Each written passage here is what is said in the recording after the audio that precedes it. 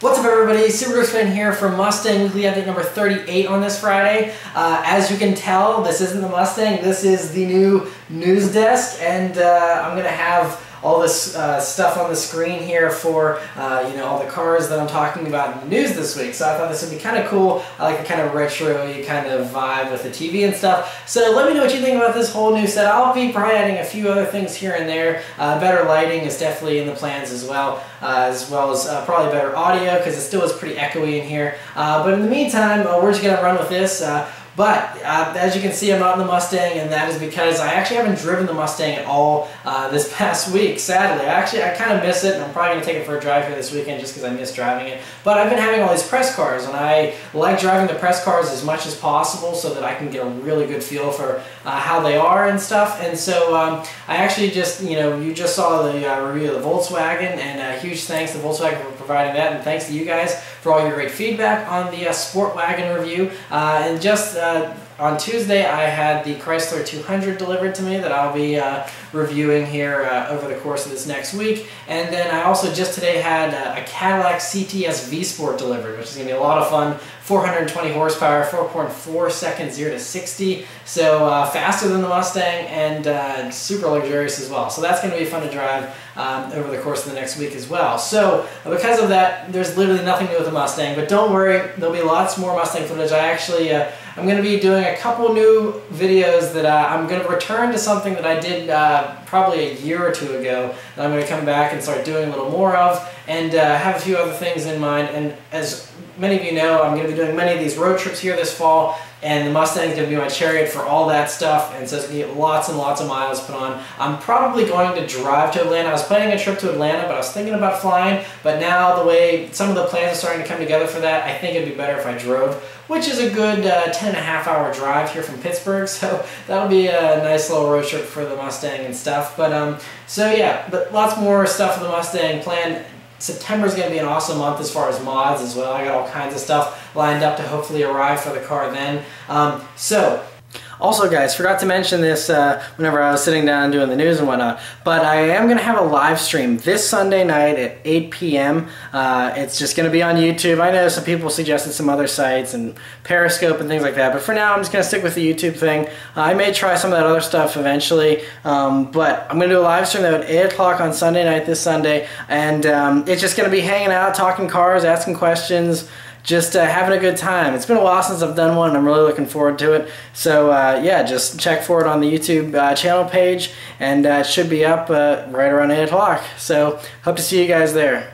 Anyway, since last week's weekly update was so long, I'm just going to jump right into the news this week. And so the first story is Hyundai. So they're going to be, Pebble Beach is coming up this next week in California, and there's lots of people debuting cars there. They like showing off. And so Hyundai, they actually made the biggest splash so far, I think, at Pebble Beach, and that is that they debuted the Vision G Coupe, which it's a concept, of course. And basically, this is the new Genesis Coupe. So we heard rumors of them saying they want to take it upmarket, make it more luxury-oriented, higher price tag, and also have a V8 engine. And so that's what this concept is, actually powered by the same V8 that's in the Genesis sedan, and actually looks like a coupe version of the Genesis sedan, which is I think what they were going for. Very bold styling. The back end I'm still not totally sold on, but the front looks really good. Some people say it's a rip-off of a couple of cars, the Mustangs, some Bentleys. The lower rocker panel area kind of reminds me of GTRs a little bit. But overall, I think it's a really good-looking design, and yeah, I'm excited to see the production version of that. I mean, hopefully it'll be coming pretty soon, because I think they should just make that basically just the way it is, and it'd be ready to go. Other exciting coupe news from the same group, Kia. There's a new report here saying that the GT4 Stinger concept that previously we thought was dead, it was the one they debuted at Detroit, that they're saying, oh, we're probably not going to actually build it. Now they're saying that they probably will, but it'll come after the GT. So, they have the four-door GT concept that was also debuted that they wanted to make instead because it's four doors and they thought it would sell better, of course, because coupes don't sell as well. And so they're saying they're still going to do the production version of the GT. It'll be coming in 2017, and it's aimed at, the competition is going to be the Audi A7 and the Porsche Panamera, which are high marks, and of course this car will probably be half the price, but that's kind of the style they're going for, and so that's interesting to see. But then once they make the GT, then they're saying that they're going to move on, and they said they really want to make the GT4 Stinger. So hopefully they do. It'll be interesting to see what the landscape of the sports car world is like in 2018, as far as whether the BRZ is still around, whether there is an STI version and whatnot. But the GT4 Stinger promised a turbo 4-cylinder power plant in a car the size of the BRZ and the weight of the BRZ. So hopefully that happens. That'll be awesome, but fingers crossed Kia can work it all out.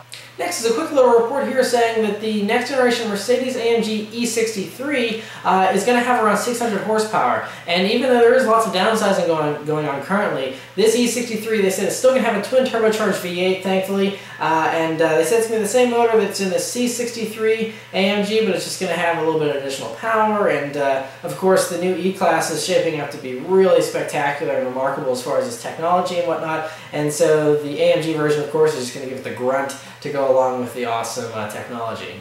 Another luxury brand, Cadillac, there's a report this week saying that their CEO wants to separate Cadillac from GM, and that they actually want to make it so that they report their financial earnings separately and their dealerships are totally standalone, and that it's a totally radical departure from other GM stuff. And they said that they're focusing on enriching the brand recognition and the value of the Cadillac brand over sales. So they said if they sell less cars, but Cadillacs are viewed higher than they are currently, then that's kind of what they're going for here, I think. And so interesting to see how that turns out and stuff, but I think Cadillac's definitely heading in a great direction with lots of great products, and so hopefully this whole plan works out for them. But interesting to see that. Another luxury news, the new Bentley Bentayga that is their SUV that's been lightly camouflaged and teased endlessly over the past few months. Well, they just accidentally had it leak out here in the form of a miniature. So there's a miniature die-cast version that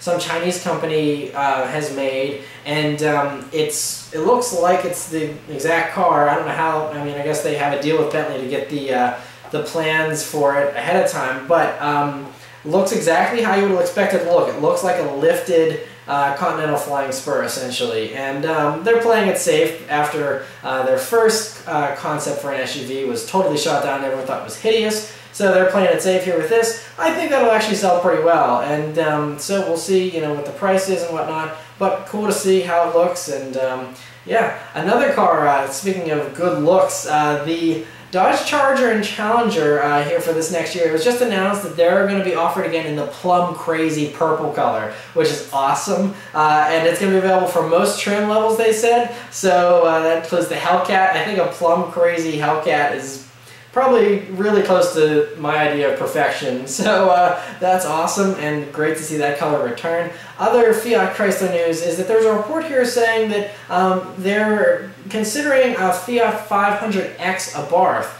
So, it would pack a 200 horsepower engine, and so they kind of want to, I guess, compete against the Nissan Juke Nismo and stuff like that, and so that's what they're going for. Who knows if they're actually going to, put that much power in or what they're going to do, but it's not approved for production yet, but it's looking like that's likely. And Fiat being the somewhat bold group that they are, I think that they'll probably do that, maybe even more power than that, who knows. But great to see that. Other Italian car news is that there's a mysterious Ferrari that was running around Maranello recently being tested. And this is an interesting vehicle because when you look closely, I mean, looks like a 458, but it looks like it's slightly shorter to me. That could just be the images, I'm not sure, but it looks almost like it's a little bit shorter than a regular 458. But even aside from that, the main thing about this car is that they said that it didn't sound like the 458 motor or the 488 turbo motor.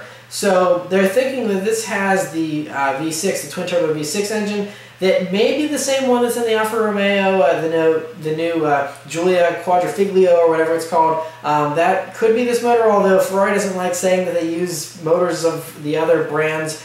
But this has a funky exhaust setup that's obviously very much in prototype stage. So that's why we know this probably has a different engine in it than a standard Ferrari does. And so they're saying this could definitely be the return to the Dino, which we've been hearing about. And so the Dino, of course, is going to be the cheaper, smaller engine, Ferrari-based kind of car that the Ferrari CEO has said isn't a matter of if it's coming, but when. So it's coming eventually. So this is probably definitely it. And they're saying it couldn't come until 2019 though, which I'm not sure, because if they already have all these prototypes running around and they're, you know, it's fairly close. I mean, they're running and whatnot. Obviously, the bodywork is obviously not going to look like a 458, but they have the chassis and stuff up and running. I think this would come even sooner than 2019, but we'll just have to wait and see. But cool to see that, and can't wait to see the final version.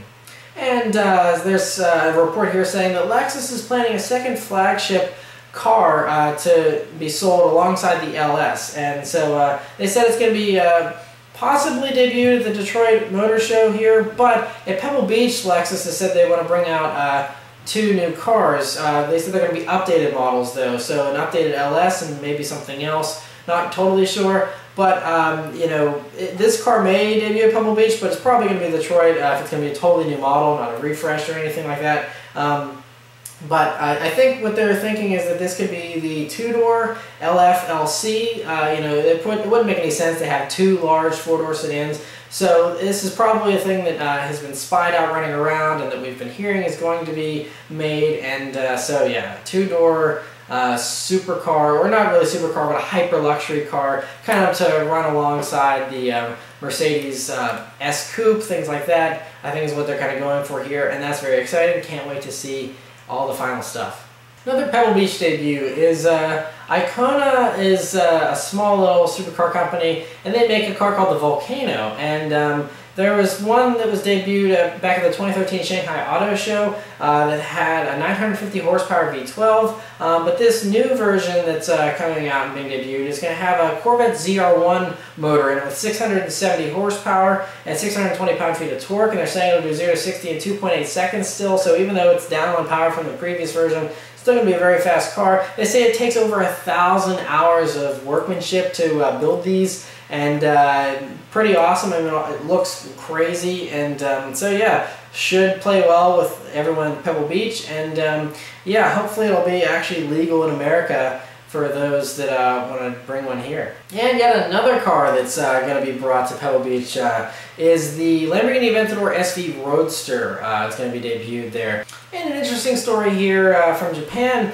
is saying that the Honda S660, which is sold over in Japan, we don't get it here. It's the little 3-cylinder tiny K-car Roadster that is available over there. It's not very fast, and so that's why, you know, we're going to be getting a modified and upgraded version for America, hopefully one day. But anyway, this car is already on sale in Japan, and they're saying that their whole allocation for this year, which was I think 8,600 cars, has already been sold out. So it's a huge hit over there despite its lack of power. And the funny thing is, though, they're saying that they aimed this car, it's supposed to be a cheap, fun little car, and they're aiming it at, you know, the younger demographic.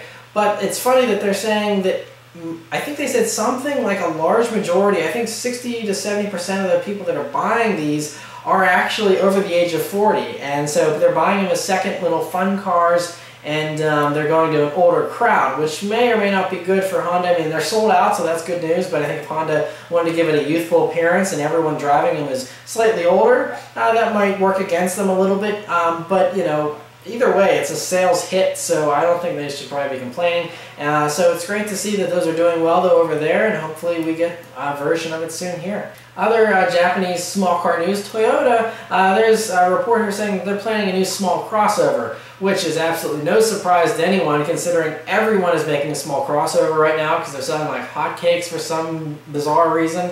And so there's a report here that Toyota's going to make one. I'm very easily accepting this as fact because why wouldn't they make a small crossover? And so, you know, they're probably going to have something to kind of compete against the Honda HR-V, which is proving to be a huge hit as well. And so I'm not sure when that's coming, but I'm sure it'll come as soon as they possibly can get it out because these things are super hot right now, and so Toyota wants to get on the action.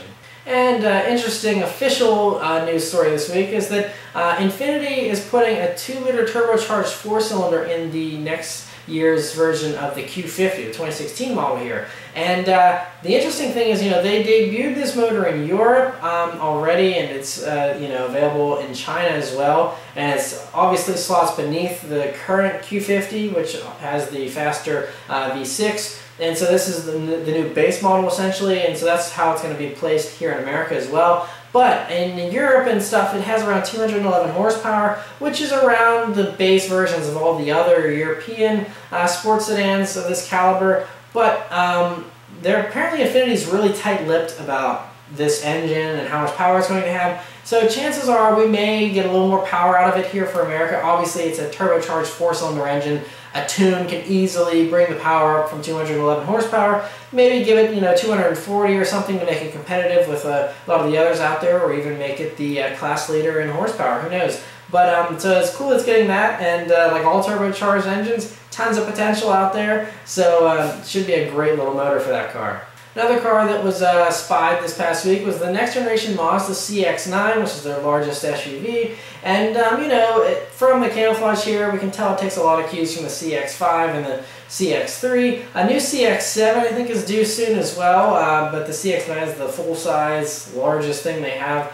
And so it looks like it's going to have those beautiful headlights and grille treatment like the other Mazdas, which is good news because they're on a roll with Mazdas are so beautiful recently. They're all great. So, we might even have a glimpse of what it's going to look like uncamouflaged, because Mazda just teased an official sketch of the Kuru concept that they're bringing to the Frankfurt Auto Show. And now this could be something totally different. It almost looks like it could be a coupe SUV, since those are hot with BMW and Mercedes and whatnot. It could be like a coupe version of this CX-5 or something like that, or this could be a preview of the face for the new CX-9, but it's obviously a drawing, so it's a little more swoopier than any production car ever will be, but looks very cool, and we'll wait to see what shows up at Frankfurt. Speaking of Germany and whatnot, Porsche, there was some new spy shots this week of the Mark II version of the Boxster, this current generation Boxster, that we know is now from last week and all the news that I've been reporting on the past few weeks.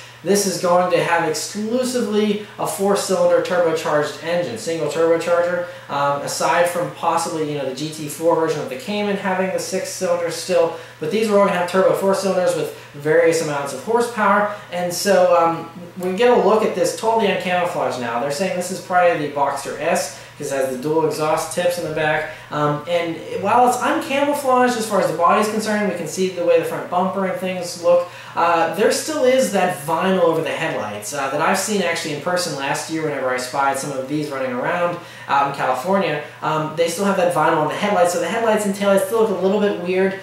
So you can see that there's the 4-point LEDs behind those vinyl graphics there. But aside from that, aside from the headlights and taillights, we know exactly how it looks. Looks great, has the larger side scoops there in the rear, which is obviously to feed that engine. But yeah, great to see that, and interested to hear the pricing on those ones. So yeah, good to see that. Other German car news is that Volkswagen has officially launched a cheaper version of the 2016 EGolf. It's the SE trim, and it's going to be about $6,000 cheaper than the SEL. It's going to have a smaller screen inside, but they said it's going to have a lot of the same stuff that the other version has. So it's going to be a lot cheaper. It's going to be more competitive with the Nissan Leaf, which is its main competitor, and should hopefully provide for some more sales and things like that here in America and abroad. So cool to see that. And the last story this week is an auction, a car that's up for auction, and that is the Nissan 350Z Veilside one that was from Fast and Furious Tokyo Drift.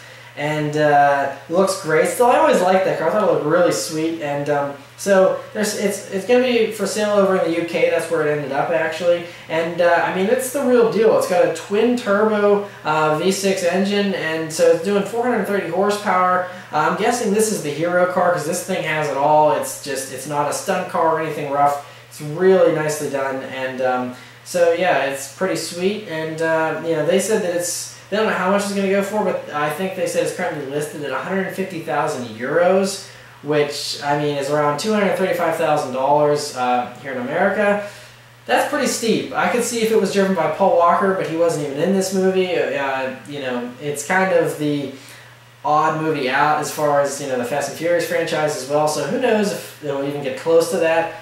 But it's up for sale for anyone interested. So yeah, that's it for all the news this week, guys, and that's it for the whole weekly update. So thank you very much for watching, and I'll see you next time. Take care.